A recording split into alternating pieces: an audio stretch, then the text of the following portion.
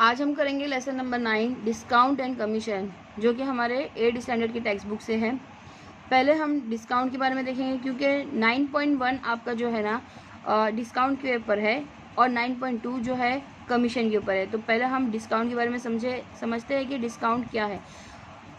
Normally हम discount तो words आप सुने होंगे, ज़्यादा मोस्टली हमको कहाँ पे सुनने मिलता है, मार्केट्स वगैरह में कि देखते हैं हम कि कभी कोई प्रोडक्ट पे या कोई कपड़े पे सेल लगी होती है, जो डिस्काउंट हमको मिलता है कि यहाँ पे 20% का डिस्काउंट है, 2% का डिस्काउंट है।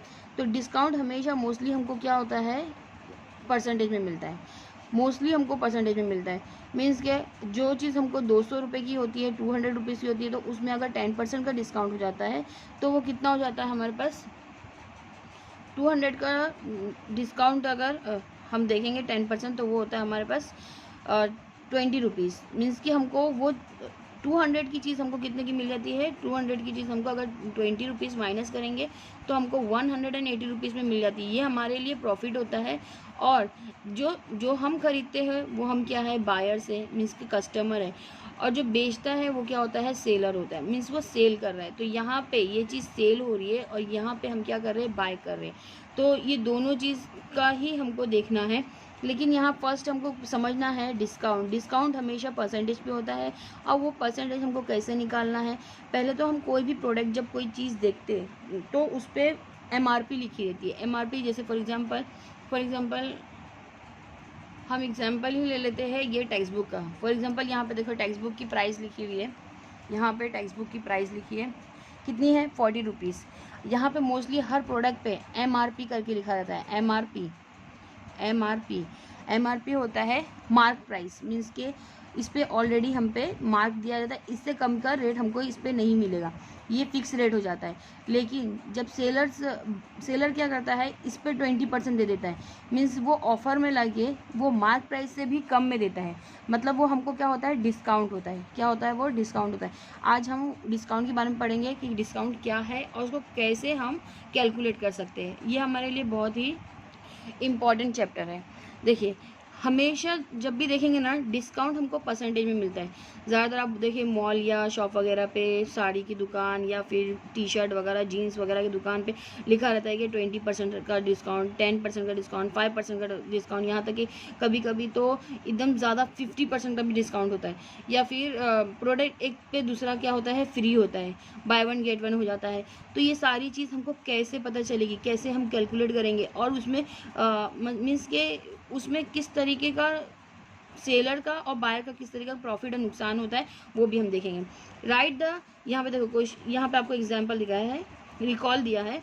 Right the appropriate number in the following boxes. यहाँ पे हमको नंबर दिया गया है। यहाँ पे 12 डिवाइड बाय 100 है।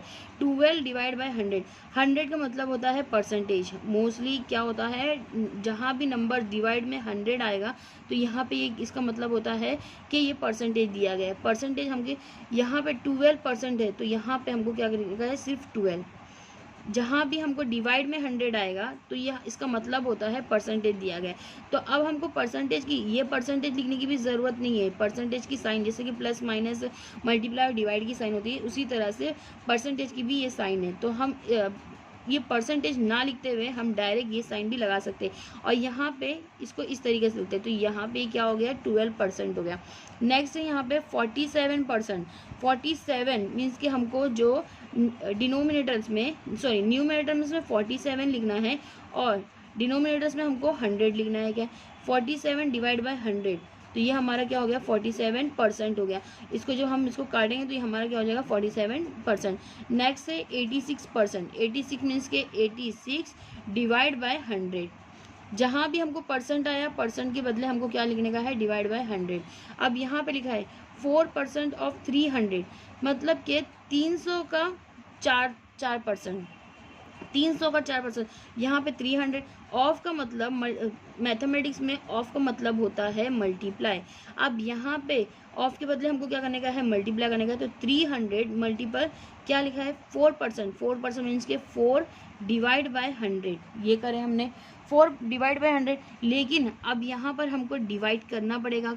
हाँ, डिवाइड कैसे करेंगे, यहाँ से दो ज़ीरो कट गया, यहाँ से 2 ज़ीरो कट गया, यहाँ पे बचा क्या 3 and 4, 3 and 4 को मल्टीप्लाई करें, 3 4 ज़ा 12। यहाँ पे कितना परसेंट मिला है उसको, मीन्स के 300 की चीज़ का 4% डिस्काउंट दिया, तो उसमें से कितना उसको डिस्काउंट मिला है, 12 रुपीज़ डिस्काउंट मिला है, ये हमको बताना है। नेक्स्ट है 15% ऑफ द 1700, 15% मीन्स के 15% है, तो 15 डिवाइड बाय 100। अब 17, तो ऑफ 17 मीन्स के 1700 का मल्टीप्लाई करेंगे, यहाँ से 2 ज़ीरो गया, यहाँ से 2 ज़ीरो गया, तो 17 को 15 से मल्टीप्लाई करेंगे। अब हमको 17 को 15 से मल्टीप्लाई करना है, तो हम यहाँ पे भी कर सकते हैं 17 and 15, 5 7 ज़ा 35, 5 1 ज़ा 5 प्लस 8 7 7 ज़ा 7, 1 1 ज़ा 1, मीन्स के 5 8 5 15 1 कैरी, क्या आंसर है 255। अब 255 मीन्स क्या होता है कि 255% में डिस्काउंट नहीं है, मीन्स के 1700 की चीज़ को कितना कम करा उसने, 255 कम कर दिया। अब जो इसका आंसर आएगा, मीन्स यहाँ पे जो आंसर आएगा वो हमारा क्या आएगा, डिस्काउंट होगा।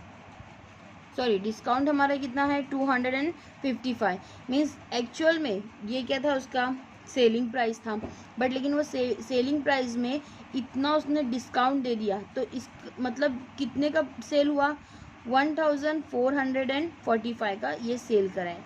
एक्चुअल में कितने का था, ये मार्क प्राइस इसकी थी 1700 की, बट उसने कितना 15% डिस्काउंट दिया, जो कि हमको आंसर निकल के कितना आया 255 15% हुआ। अब ये 1700 जो था, 1700 हमारा क्या था, मार्क प्राइस थी, मार्क प्राइस में से उसने 255 का डिस्काउंट दे दिया, तो सेलिंग कितने की हुई, सेलिंग प्राइस क्या हो गई यहाँ पर 1445 रुपीज़ की है सेलिंग हो गई। अभी उसी के नीचे देखिए, नीचे आपको एक बॉक्स दिया गया है, देखिए इस तरीके से, ये भी लर्न कर रहे हैं। देखिए डिस्काउंट क्या है, mister Suresh own a sari shop, mister Suresh की साड़ी शॉप है, the details of the sale the saris, profit earn is given in the following tables. क्या प्रॉफिट मिलता है वो हमको इसमें टेबल्स में दिया गया है। यहाँ पर क्या लिखा हुआ है, सेल इन मंथ, कौन सा मंथ है, जून और जुलाई का मंथ है, और यहाँ पे इसका डिस्काउंट दिया गया। आगे देखते हैं, cost price of the saris, cost price कितनी है 200 की उसकी कॉस्ट प्राइस है, बट उसने कितने में बेच रहा था, सेलिंग प्राइस मीन्स के सेलिंग प्राइस उसका कितना है 250 है। कितने की लाया है उसने, 200 की चीज़ लाया है, बेच रहा कितने में है 250 की, तो उसको प्रॉफिट कितना हो रहा है 50 रुपीज़ का। 200 की चीज़ थी, 250 रुपीज़ में उसने सेल करा, तो 50 रुपीज़ की क्या हो गया, उसका प्रॉफिट हो गया। बट लेकिन यहाँ पे number of the sari sold, कितनी साड़ी सोल्ड हुई, मीन्स बिकी कितनी, यहाँ पे जो बेचा उसने, जब 250 की चीज़ थी तो 50 रुपये उसको प्रॉफिट हो रहा था, बट लेकिन यहाँ पे उसने 40 साड़ी बेचा, कौन सा मंथ में, जून के मंथ में, तो total profit of the month, total profit कितना हुआ उसके पास 50 को प्रॉफिट को हम किससे, नंबर ऑफ द साड़ी से मल्टीप्लाई करें, तो यहाँ पे आंसर कितना मिला हमको 2000, मतलब इसको जून के मंथ में कितना प्रॉफिट हुआ, 2000 का प्रॉफिट हुआ।